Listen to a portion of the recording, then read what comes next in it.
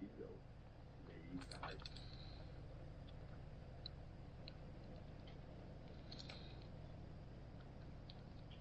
嗱，我哋知道咧，喺漢朝時期出現一本特殊本書叫《24孝》，呢本《24孝》咧已經引起咗好多嘅平民百姓咧都能夠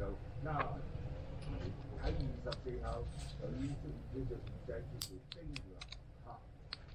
所以我哋講克木之之不可侵，就應該係呢個丁南。嗱，呢個丁南係女人打咗，好多人都話：哎呀，佢練習孝子真係好孝順嘅。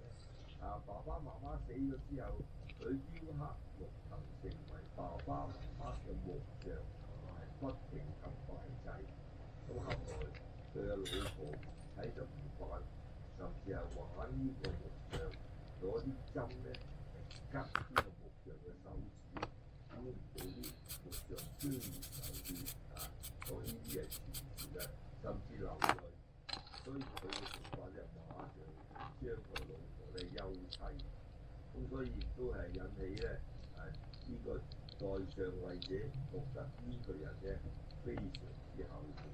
但係我哋今次嘅經文咧係喺呢個車公廟會裏面嘅第22個經文列為宗祠。不可親就反而叫我哋對呢個克木之子丁南咧，呢天呢 YouTube 會員制正式登場，成為叻仔。之前我哋仲響專屬徽章加 emoji， 會員投票優先睇片，再加直播優先提問，投資快人一步先可以勝人一籌，快啲加入啦！不可親就反而叫我哋對呢個克木之子丁南咧，你唔好親近佢。點解咧？原來咧呢個丁南咧，咁嘅底子啊，個底勢啊唔係咁好。你話佢係孝子，其實佢係不孝嘅。原來佢爸爸死咗之後咧，佢就去學口讀書，幫學口，又去呢個農田上耕作。佢阿媽無論係早上送飯俾佢，或者喺晚上送飯俾佢，佢都係經常係大罵鬧餐死，鬧到阿媽咧好唔開心。咁結果到咗後來有一日咧，嗰啲咁樣嘅學口上嘅老師話：你唔可以咁㗎，你要用翻我哋中國傳統講道德咧，應該係孝順父母嘅，你唔好再鬧阿媽啦。咁但係後來第二日，我阿媽再去送飯嘅時候咧，佢就覺得都應該考慮接阿媽，今次唔準備鬧阿媽，但係因為佢考慮嘅時候咧，佢拎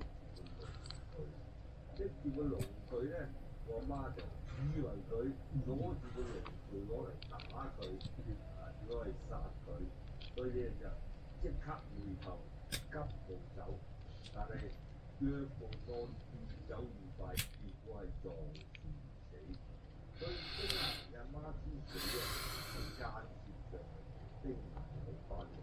所以呢個人，你即使話呢個意外，但係無論如何都唔應該叫做一個孝子。其實係一個可以講係數據都差唔多，但係唔可以係以為24孝㗎，只係我哋世人對佢嘅誤解。第二句咧，其實又係同第一句係相連嘅。佢話呢一句第二句係參讀。第二句咧係當於呢個視覺上觀人，即係我哋睇人咧，唔好睇佢嘅表面，唔好睇到24孝將呢個丁南列為孝子，我哋就要將佢咧係崇拜膜拜，其實佢係惡嘅。所以你見到呢個係惡人為善，佢當於視覺上觀人，你要睇佢嘅行為，唔係睇佢個名聲單泛，見利莫忘義。我哋一定係有利有義，一個唔講義嘅人咧，結果都係一個正人君子。雖向人忠，累不仁。所以我哋有時好多人表面上好似好有道德，其實係喺只有呢個咁樣嘅任意嘅亂鬥，其實佢內心係一個不仁嘅人，所以呢個係呢個22先文俾我哋嘅解答。但係我哋會睇呢個先文話就話中書，其實裏邊暗藏一啲諷刺。你睇翻我哋而家嘅社會例如香港政府有啲咩公司做過咩嘢，出咗咩事話，我諗啲觀眾都會買水啊！買水事件。一億個急氣好，全晚就係零個倉。公司醫保唔夠用，用自願醫保 top up 先夠正。有友仔。自願醫保靈活計劃，每年保信額高達港幣4000萬。想着數坐飛機出出。手續費仲有得申請扣稅，首期保費有折扣正啊！有機荷蘭皇家美素佳怡，成就營養豐碩嘅有機體茶與之精華。有機皇家美素佳怡支持免疫系統發展，全港唯一黃牌有機。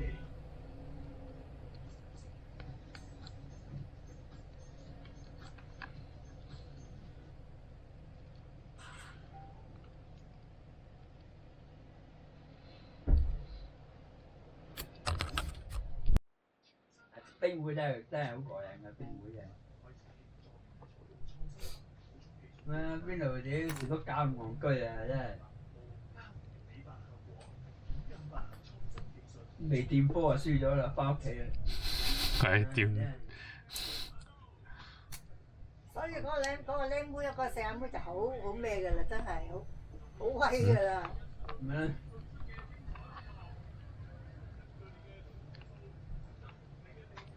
即係你唔打濕波就得㗎啦，分數係其次，你唔打濕波就得㗎啦。打波呢啲咪叫技術咯，技術你仲要加埋運氣喎，大佬。係啊，你運氣就係擲色嗰下咯，擲色嗰下令到你有冇得埋台咯。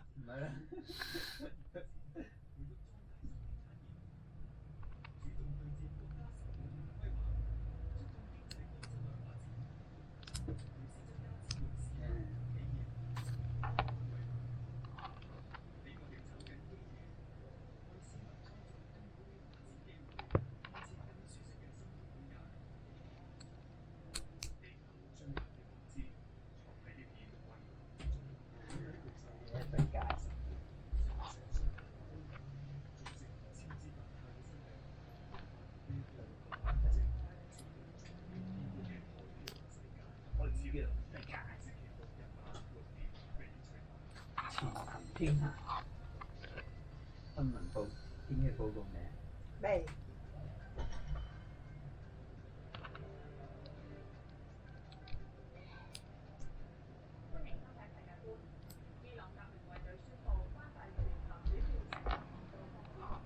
要做啊！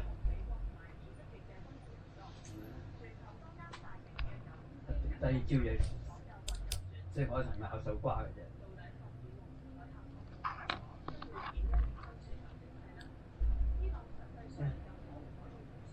可以啦，嗰咁鬼窄。望下地圖啊！最窄嘅地方喺度望啊，嗱，啱到咁遠啫嘛。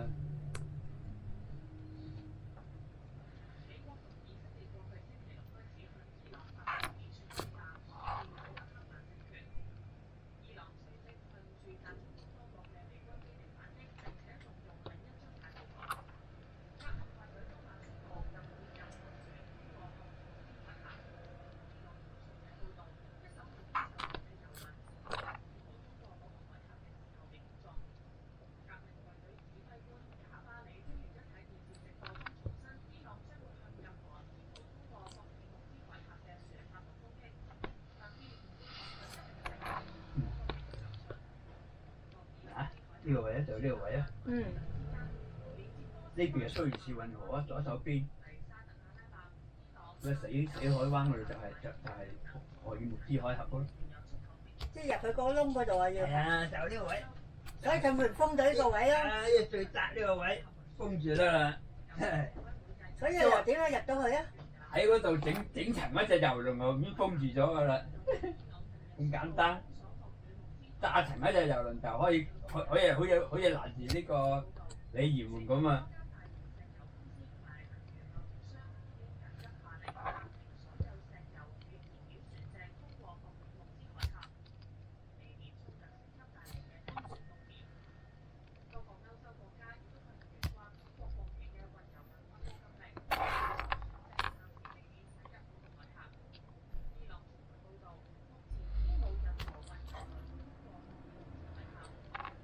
梗係啦，出到聲打你喎，你夠膽放啊？你當我齋噏，真係。